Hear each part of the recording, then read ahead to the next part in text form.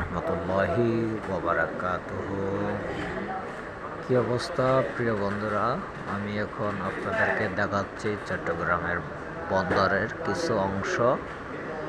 তো প্রিয় বন্ধুরা, আপনাদের থেকে কেমন লাগছে, কে কোত্থেকে দেখছেন আমার এই ভিডিওটি, সকলে আমাকে কমেন্টের মাধ্যমে অবগত করবেন।